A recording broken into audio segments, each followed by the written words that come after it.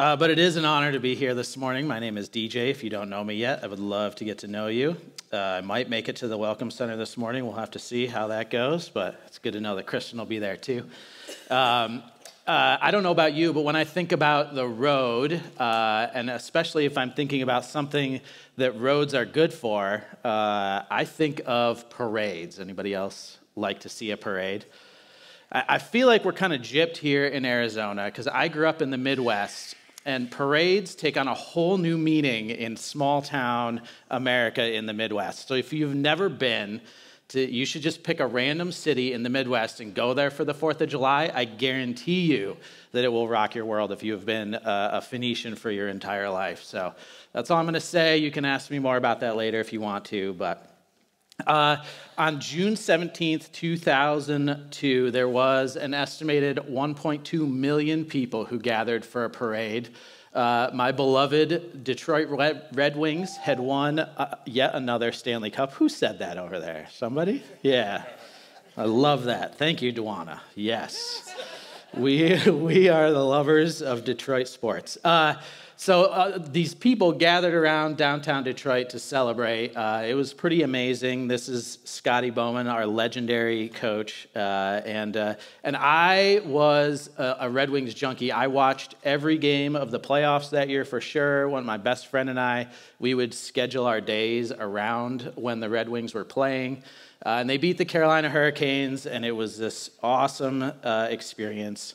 And it doesn't matter how many times you win the cup, it still feels good, okay? That's what I'm going to say, yes. I don't know if you guys watch hockey, but Ryan knows about that reference. So here's the deal, though. This parade happens, and I'm still annoyed that I was an adult and did not make my way to Detroit, even though it was a quick 3-hour drive away to be there, to be a part of it. Because who doesn't love a parade? I mean, look at this. These people, June in Detroit, it doesn't get any better than this, all right? I know you've heard all the bad things, bankruptcy, all that stuff.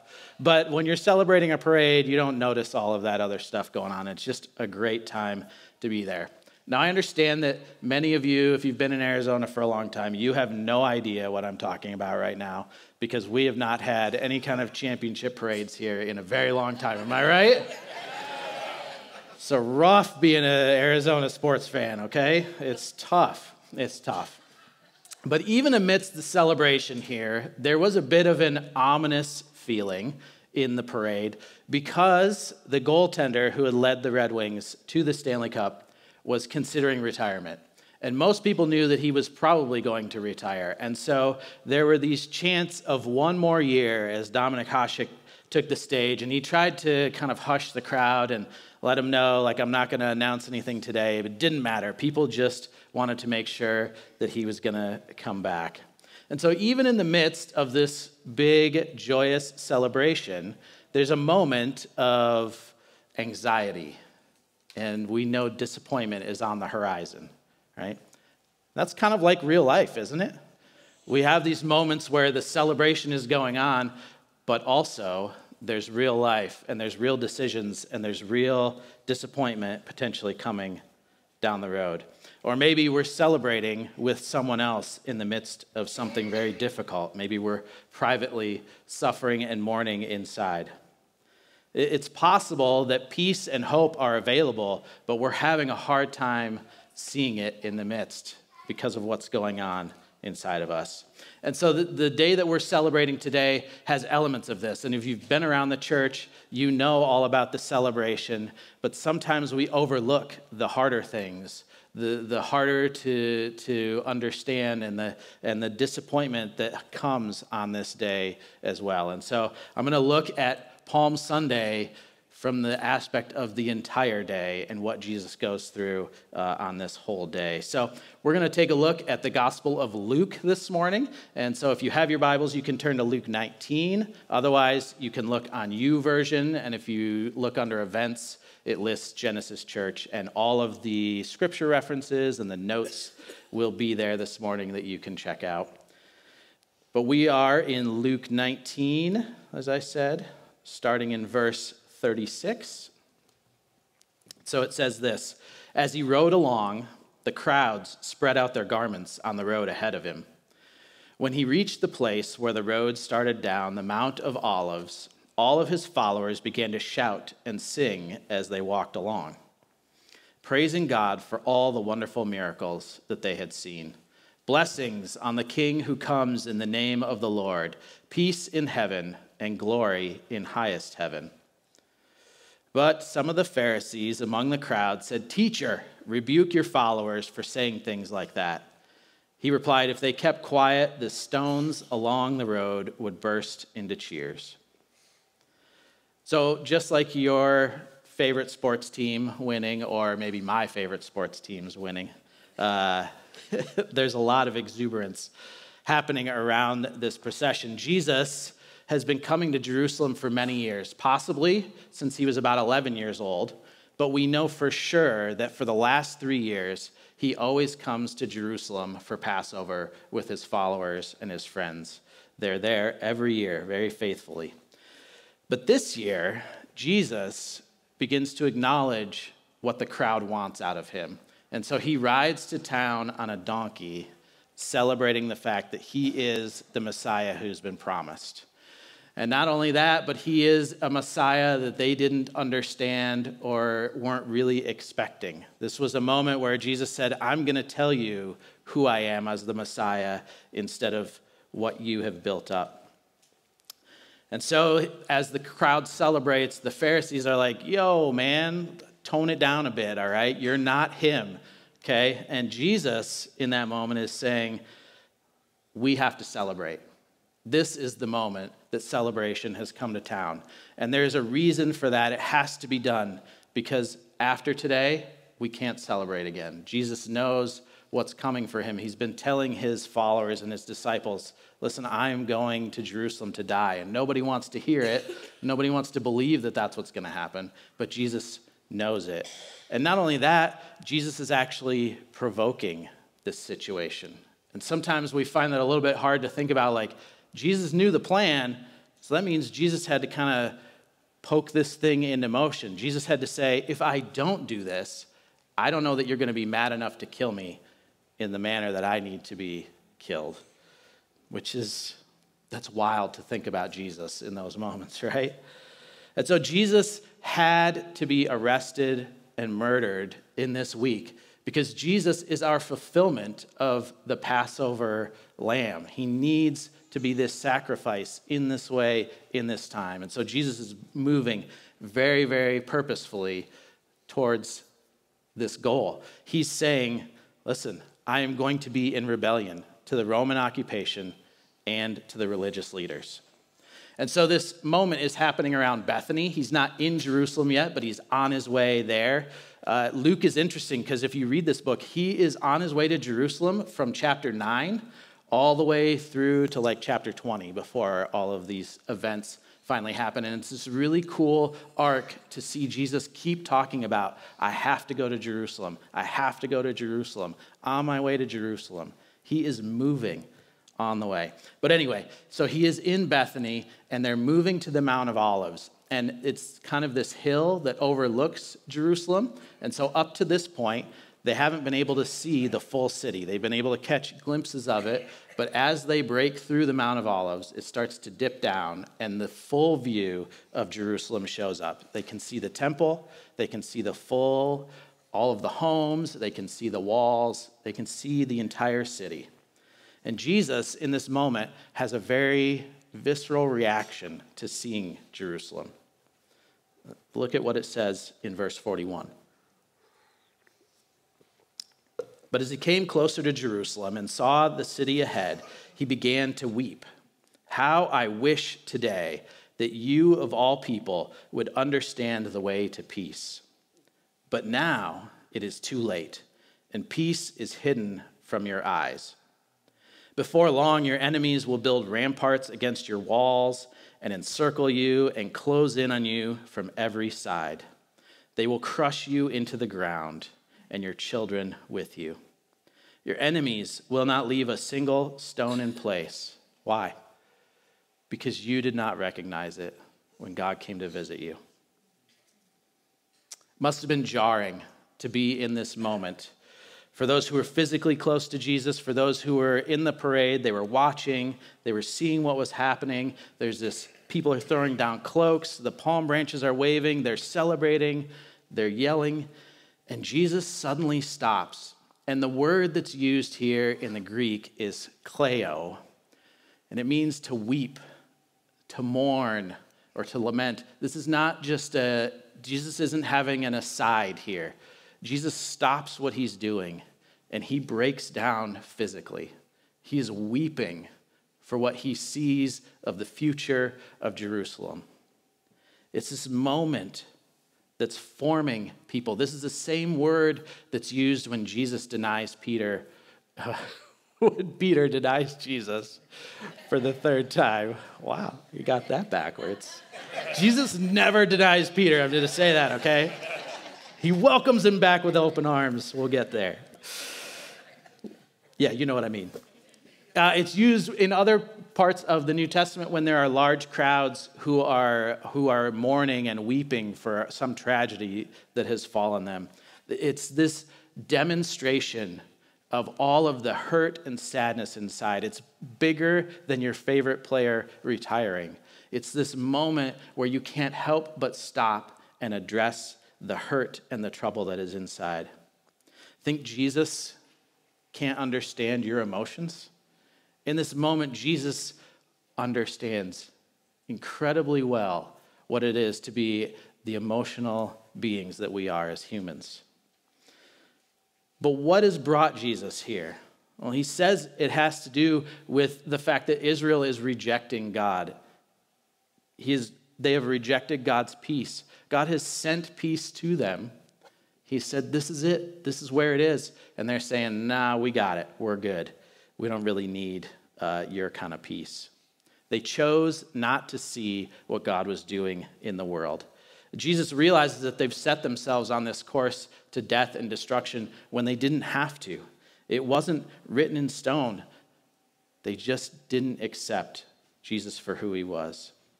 Instead, they kept their eyes down, they stayed their course, and they said, we're not moving for anything.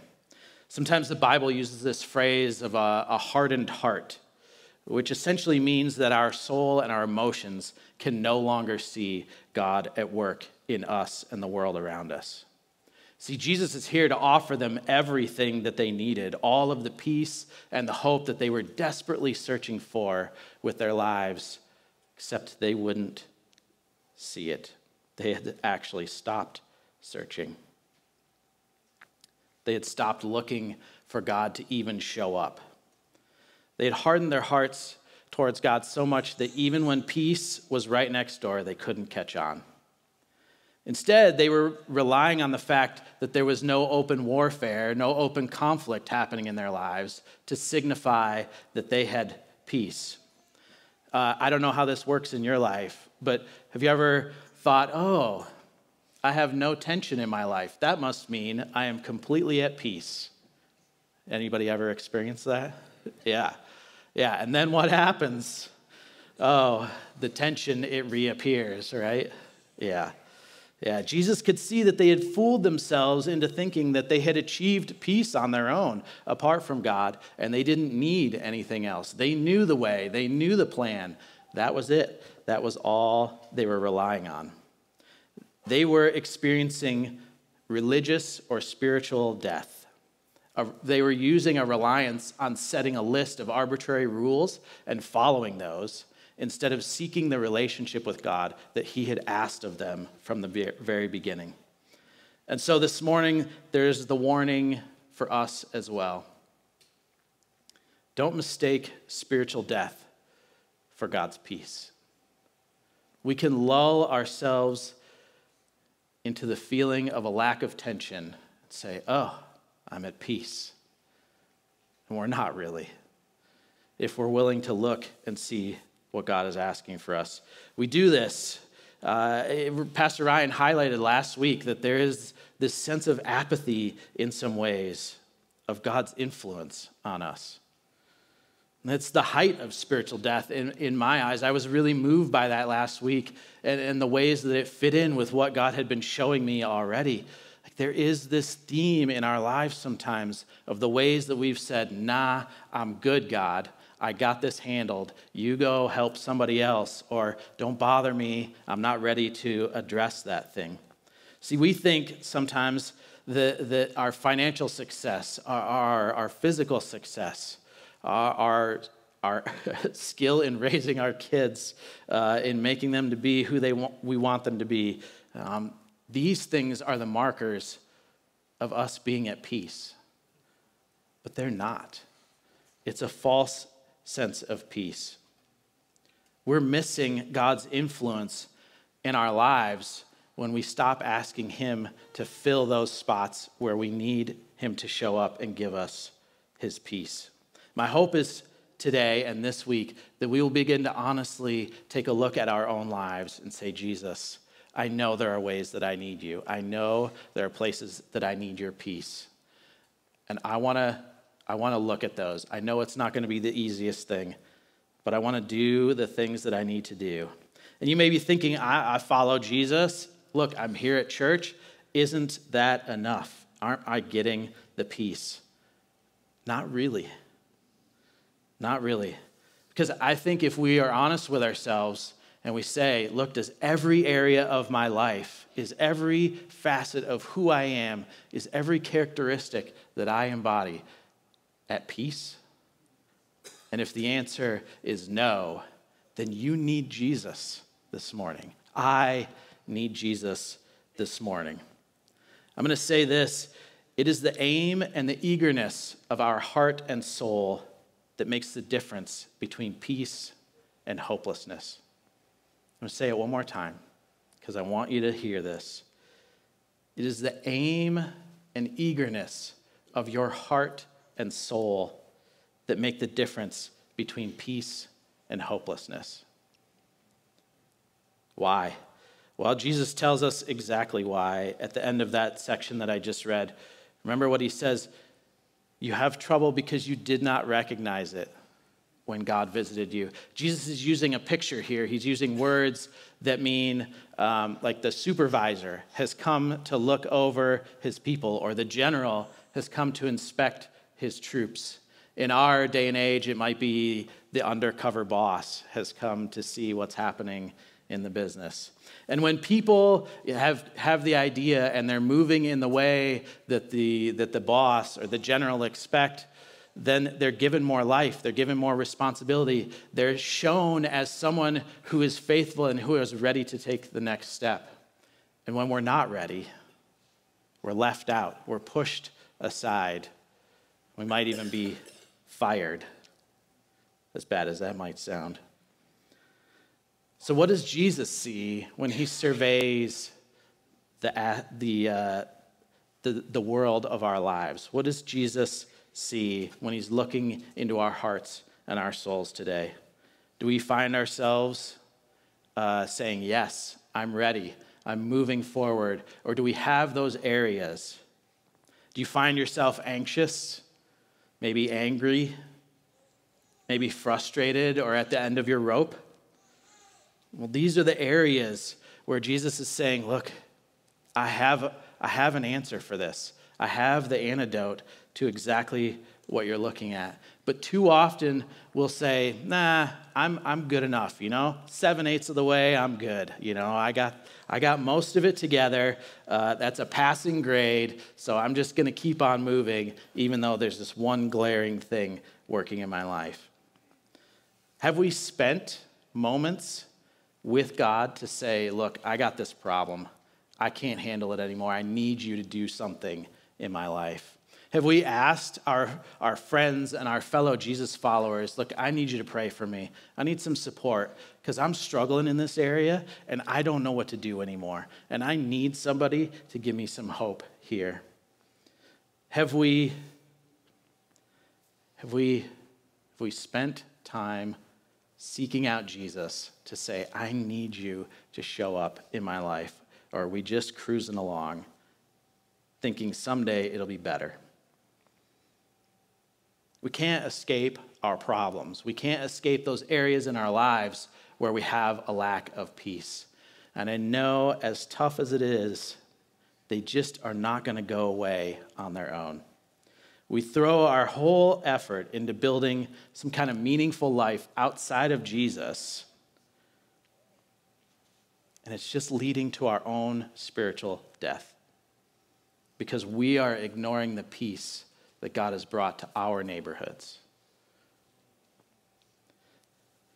So what do I mean by this? What is the example that we can look at? Well, Jesus actually in his next movement shows us exactly what he's talking about. So in verse 45, it says this: "Then Jesus entered the temple and began to drive out the people selling animals for sacrifices. He said to them, 'The scriptures declare, my temple will be a house of prayer, but you've turned it into a den of thieves.' After that, he taught daily in the temple, but the leading priests, the teachers of religious law, and the other leaders of the people began planning how to kill him. But they could think of nothing because all the people hung on every word he said." So one sure sign of our spiritual death in our own journeys is this idea that we no longer look for God at work in us or around us. Jesus is angry at this moment because he doesn't have to look very far or very hard to see the perfect example of what he was talking about up on the Mount of Olives. It was blatantly on display in front of everyone. In fact, he's quoting scripture here to the religious leaders and to the people in the temple to say, listen, you have missed it. The Bible asks you to do things. And they had their own ideas of why they needed to be doing this. They took this command from the Old Testament to say, okay, we need to make offerings available to people who have traveled a long ways, who need to give offerings at the temple. But they took it and they brought it inside, where it was supposed to be a place of worship, where anyone could join in with God and worship together. And we look at that and we say, okay, yeah, well, I mean, we don't do that, right? I don't do that. But we have our own ways of interrupting our own worship and the worship of others around us from God. We have our own ways of saying, I'm going to give you most of me, but not all of it in worship. So everything we do here, everything we do on a Sunday morning is to try to reorient our hearts and our lives back to Jesus. He's trying to liberate us from our own spiritual death, from our own blindness, from our own ways of interacting with the world in our pain. So the question is, what are we going to do? Are we going to be people who celebrate with Jesus along the road and go, yes, I need you as my Messiah. I need you as the person who is the answer and the antidote to everything that has gone wrong in my life? Or are we going to continue to be harassed and frustrated and anxious and angry and despairing people, turning away from our sense of hope? There are so many ways that that's us. We are harassed. We are feeling hopeless. And Jesus is saying, in this moment, this is not the way it has to be. And we sit around wishing that God would change something. And it's really just lazy spirituality because we don't want to put in any work. And we don't want to go to God and say, I'm willing to do what you want me to do, when you want me to do it, and surrender all of my expectations for this life in order to get to a place where I finally have peace. Instead, we say, God, change me without any effort on my part so I don't have to really be different. I can just say, yeah, I'm healed. That's not the way. That is not change. That is asking a genie to show up and do something. And that's not what God is about. He is about changing your character and my character and building us up to be the kind of people who know what it means to struggle and to have peace in the middle of the struggle and to do what we need to do on a daily basis because we know what it is and we are truly hopeful in who Jesus is in our lives. That's the kind of people that God needs you and I to be this morning. I've been on an interesting journey with Jesus over the last couple of months. I had some some very old hurts and frustrations in my extended family that just out of nowhere came leaping to the surface. And the thing that has threatened me the most is that it threatens my peace and my confidence in who God is, because it hurts. It doesn't feel good. And I'm like, God, I'm supposed to be a pastor, and I don't know what to do in this situation. Everything I do makes it worse. And it's at these moments where we have the option to push away and to say, I can't do this right now, God.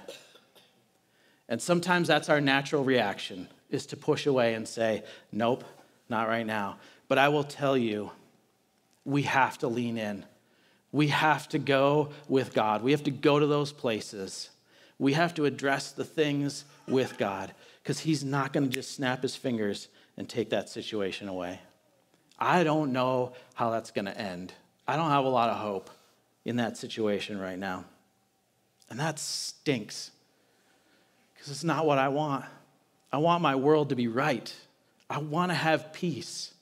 But if the only way I can have peace is to go through all of the garbage to get there,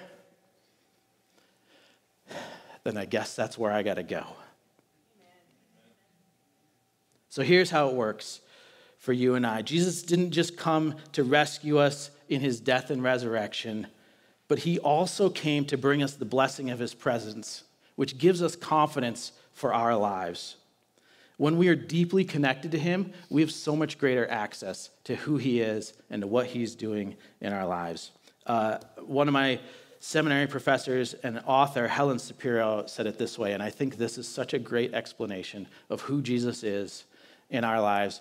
God is not making things up for us or reinventing us from nothing when he blesses us. Rather, the light of Christ reveals the possibility of Christ-likeness in each of us. Listen, you are a follower of Jesus. You have everything that you need within you. God is in you. God is here. He wants to do. He is already at work doing the things inside of you that you so desperately need. Peace is not just in the neighborhood. It is in this room. It is sitting next to you. God's saying, I want to unlock your knowledge, your understanding of this peace that I have made available to you. And so our challenge this morning is this. You and I, we need to join the parade, which means we need to be chasing God's peace. This isn't a sit on the sidelines thing. We're not going to sit there and wave a palm branch and go, you go, Jesus. You go. We got to join in. Jesus is walking by. We got to do everything to be in that parade. It's what Pastor Ryan talked about last week with Zacchaeus, right? We got to join him on the road. Jesus is constantly on the road and at the move. We got to do this every single day. If we don't, spiritual death is going to continually try to creep into our life. It's going to continually try to tell us that we're not enough, that there's not hope, that there's nothing good going on for us. Too often, we're willing to watch the parade pass by because real life beckons. We miss Jesus at work in us because we are too busy trying to live the kind of life that we think is going to give us the peace and the happiness that we so much crave. We need to stop chasing our spiritual death. We need to stop dying to anxiety. We need to stop pretending that we have got life handled. It's time to start talking to God regularly. We need to start living as if the Bible has something to say to us that we need every day. We need to start loving people around us, seeing the world through God's perspective instead of our own. And I know this morning that's a lot, and I know that we probably can't fully process everything that I'm talking about today. And so my challenge to you is this. There's a piece of paper on every other seat out there. And so if you're a couple, you can each take one. If you need another one, we've got more. But this passage and all of these questions that are on it, they are also on YouVersion, so you can go back throughout the week and you can check it out. This passage in Ephesians 4 is Paul's idea of what a life spent chasing the peace of Jesus is all about. And so my challenge to you is take this home. Get out your readers maybe, because the font is a little small. Sorry, my bad. Read it every day. Spend time in it every day. Ask God, is this me? Are there things here that I need to put into my heart so that I can have the peace that you are offering me? God will show up if we give him the time and the space and the openings to speak to us. We need to be not too busy to spend a little time with Jesus. And so, together, we can join this parade this morning because it's got everything that we need. It's got the something that we need, which is the peace and the confidence that we need to live fully with Jesus. Would you pray with me? Father, you are more than we can even comprehend. Help us to seek you and you alone. Help us to stand tall before all that we could do and seek what you would do and do that. Lift us from our need to achieve all that we can be and instead surrender to what you can be in us. Give us ways to refrain from the busyness that will put us on edge and off center, and give us today your peace.